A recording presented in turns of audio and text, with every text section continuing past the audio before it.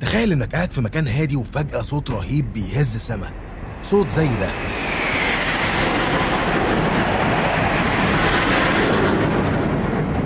تطلع لفوق تلاقي أسراب طيارات مقاتلة بتشق السحاب بسرعة خرافية.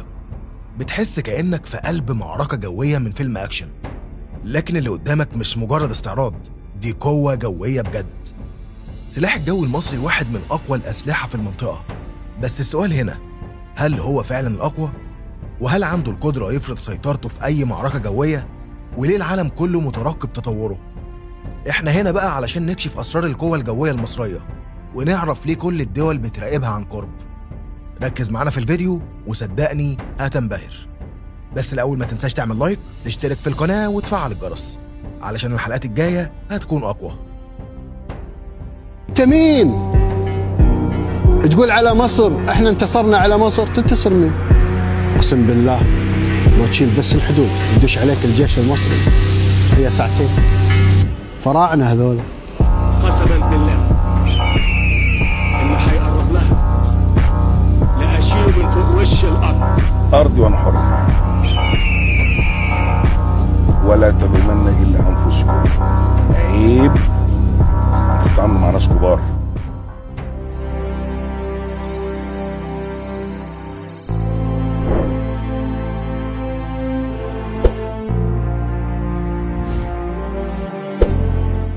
من زمان والقوة الجوية لأي دولة كانت بتعبر عن مدى سيطرتها عسكرياً وسياسياً. التفوق الجوي مش مجرد امتلاك طيارات حديثة، لكنه بيعتمد على التخطيط والاستراتيجية والتدريب المستمر. لما يكون عندك قوات جوية قوية، تقدر تحمي مجالك الجوي وتنفذ عمليات هجومية وتفرض وجودك في أي نزاع دولي.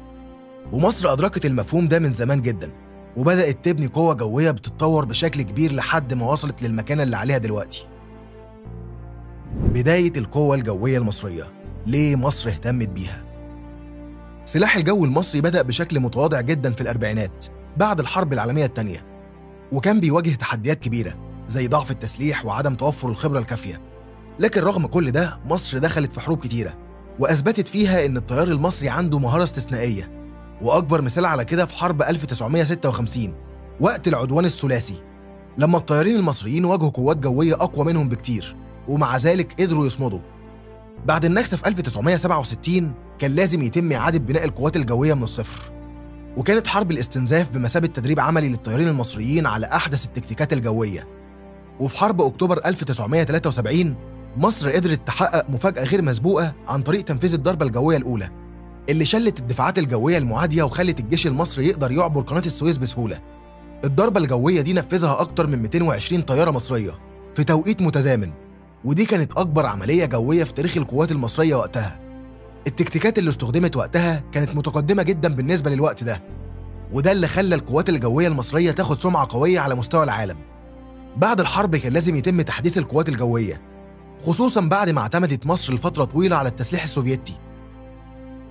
وفي الثمانينات بدأ التعاون العسكري مع أمريكا، وحصلت مصر على أول دفعة من طائرات الF-16 الفايتنج فالكون اللي كانت وقتها من أحدث المقاتلات في العالم. وبعدها بدأت الصفقات تتنوع علشان تكون عندنا قدرة جوية متكاملة بتعتمد على تنوع المصادر.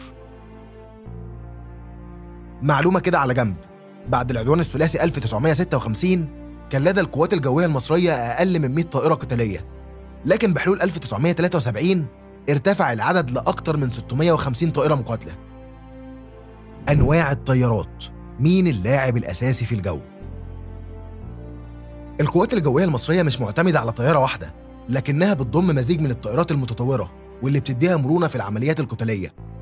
عندنا حالياً أكتر من 1100 طيارة عسكرية بين مقاتلات ومروحيات هجومية وطائرات إنذار مبكر وطائرات دعم لوجستي. المقاتلات الرئيسية عندنا بتشمل طائرات F-16 اللي عندنا منها 128 طيارة وبتعتبر العمود الفقري للسلاح الجوي المصري. بالإضافة لكده عندنا المقاتلة الفرنسية رافال اللي عندنا منها حالياً 24 طيارة، مع صفقة جديدة لزيادة العدد ل 54 طيارة من النسخة الأحدث. وده غير الطائرات الروسية ميج 29 اللي بتساعد في تعزيز قدرات القتال الجوي. لكن مش بس الطيارات المقاتلة هي اللي بتحدد قوة الجيش الجوي، عندنا كمان المروحيات الهجومية زي الأباتشي AH-64 اللي عندنا منها 46 طيارة واللي بتعتبر من أخطر الطائرات الهجومية في العالم. ده بالإضافة لمروحيات كاموف 52 الروسية اللي عندنا منها 39 طيارة، وهي واحدة من أقوى المروحيات القتالية في العالم. مصر كمان بتمتلك طائرات استطلاع وإنذار مبكر زي E2C هوك آي، ودي بتساعد في مراقبة المجال الجوي ومنع أي اختراق، وده بيدي الجيش المصري ميزة استراتيجية كبيرة. مقارنة القوات الجوية المصرية بدول المنطقة، مصر بتحتل المركز ال 12 عالمياً من حيث عدد الطائرات المقاتلة، والمركز الأول إفريقياً، متفوقة على دول زي جنوب أفريقيا ونيجيريا. أما إسرائيل فبتمتلك حوالي 600 طائرة مقاتلة، بينما تمتلك السعودية حوالي 400 طائرة مقاتلة، وده بيخلي مصر متفوقة في العدد. لكن التحدي الحقيقي هو نوعية الطائرات والصواريخ اللي بتمتلكها كل دولة. مصر بتمتلك أكتر من 90 طائرة نقل عسكري، وده بيمكنها من تحريك القوات والمعدات بسرعة كبيرة في الأزمات. نقطة الضعف: هل عندنا مشكلة؟ رغم إن سلاح الجو المصري عنده قوة كبيرة، لكن في نقطة ضعف رئيسية، وهي الصواريخ جو بعيدة المدى. الطيارات المصرية حالياً بتعتمد على صواريخ زي ميكا وآر 77، لكن مداهم ما بيعديش 80 كيلومتر، في حين إن الطائرات المعادية عندها صواريخ زي ميتور وآمي رام اللي مداهم أكتر من 150 كيلومتر، وده معناه إنهم يقدروا يضربوا الطيارات المصرية قبل ما توصل لمدى الضرب بتاعها. لكن مصر بتتحرك في الاتجاه الصح، لأن مع صفقة الرافال الجديدة هيتم تزويد الجيش المصري بصواريخ ميتور اللي مداها بيوصل لأكتر من 150 كيلومتر.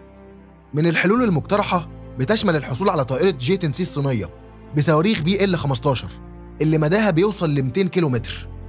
كنا عملنا فيديو عن صواريخ BL-15 الصينية، هتلاقي الفيديو في صندوق الوصف.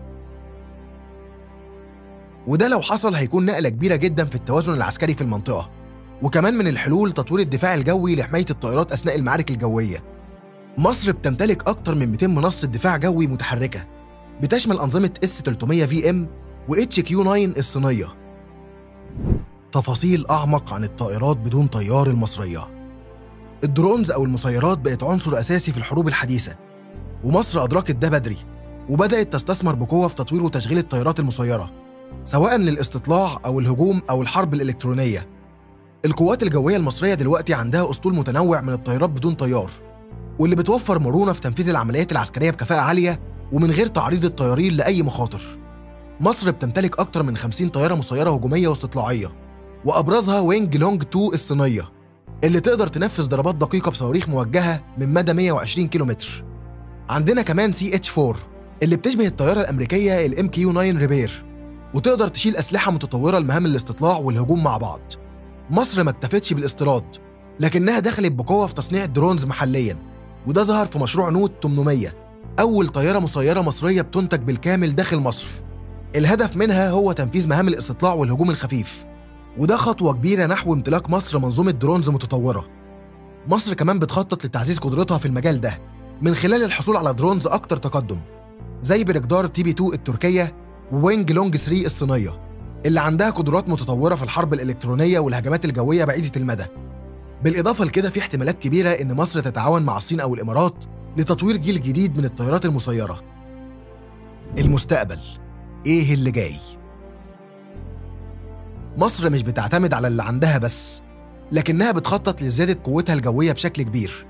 واحدة من الصفقات اللي بيتكلم عنها الخبراء حالياً هي الحصول على مقاتلات يورو فايتر تايفون اللي بتعتبر من أقوى الطيارات في أوروبا. غير كده مصر عندها مفاوضات مع الصين لشراء طائرات الجي-10C اللي بتتميز بتكنولوجيا متطورة وصواريخ بعيدة المدى. كمان مصر بتخطط لتطوير منظومة دفاع جوي متكاملة تشمل أحدث أنظمة الرادار والتشويش الإلكتروني علشان تقدر تسيطر على المجال الجوي بالكامل. الجيش المصري برضو بدأ يستثمر في الطائرات بدون طيار الدرونز، واللي بقت عنصر أساسي في الحروب الحديثة، وبيتم حالياً تصنيع درونز هجومية محلياً. القوات الجوية المصرية بتتطور بسرعة وبتحاول تعوض أي نقص عندها من خلال الصفقات الذكية والتدريبات المستمرة. وجود تنوع في مصادر التسليح بيخلي الجيش المصري عنده ميزة تكتيكية مش موجودة عند دول كتير في المنطقة.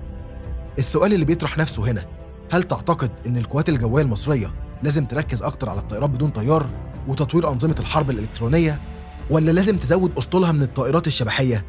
وهل ممكن نشوف مصر بتصنع أول طائرة مقاتلة محلية خلال ال20 سنة الجاية؟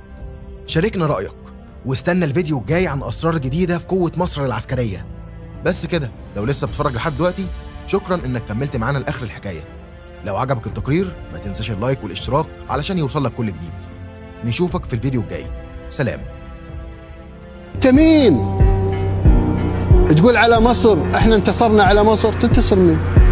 اقسم بالله لو تشيل بس الحدود يدش عليك الجيش المصري هي ساعتين. فراعنه هذول. قسما بالله اللي هيقرب لها لأشيله من فوق وش الأرض. ارضي وانا حر. ولا تلومن الا انفسكم.